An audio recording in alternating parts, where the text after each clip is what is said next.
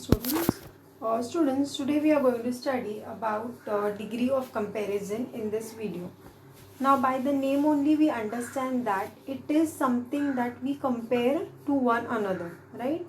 Means if we say that I want to compare myself to somebody, then we need to use some words. So, this only we are going to study in detail. Now, see. Degree of comparison is categorized into three parts. First is the positive degree, second is the comparative degree, and third one is the superlative degree.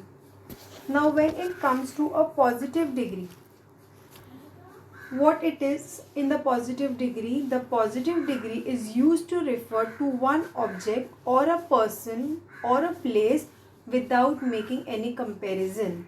Means, for example, if I give you one easy example that Rohan is a tall boy, means I am not comparing Rohan to anybody else. I am just comparing Rohan to Rohan itself, right? Means it is just a simple sentence. Means no comparison, nothing. So that is called a positive degree.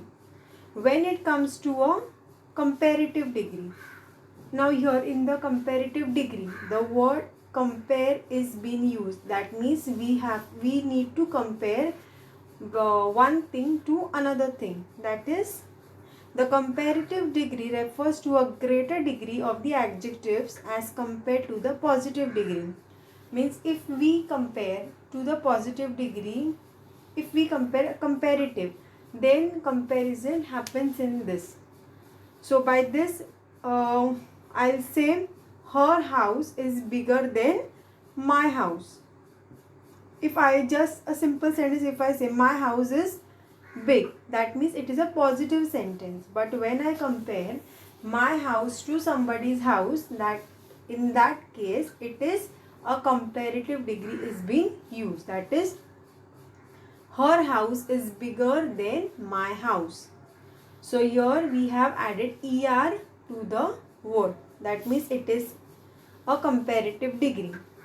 Next is a superlative degree. Superlative means the degree which is a very much top level. Means in easy word I would like to say, means if I want to compare one thing to many other things, so in that case superlative degree is used. Means my house is biggest. est I have added here, means my house is biggest, means I have compared all other house to my house. That is, my house is biggest. Now students, here are some simple rules to be followed. Now add er and est to adjectives with one syllable. Example: cold, colder, coldest. Then add r and st to adjectives ending with e. Nice, nicer, nicest.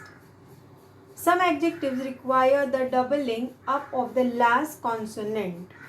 Means here now your word is being, example is a big. That is, G is the last consonant which is used. So we have to make it double. That means double G we have added there, and then er and est as we know, right? Then add IER and IEST to adjectives with two syllables ending with y or ly. That means ending word, if it is y or ly, then we need to do the following things. That is, happy, ending word is y, so we need to cut y and we need to add their IER in the place of y, and in the place of y again in the superlative we need to add IEST, that is happiest. More or most is added to adjectives that end with ing or ed. That means beautiful, more beautiful, most beautiful, right?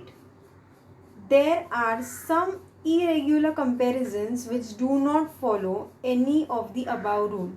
Means the words we It is not that we don't add every time er or est, or we need not cut wire something. The words are only different.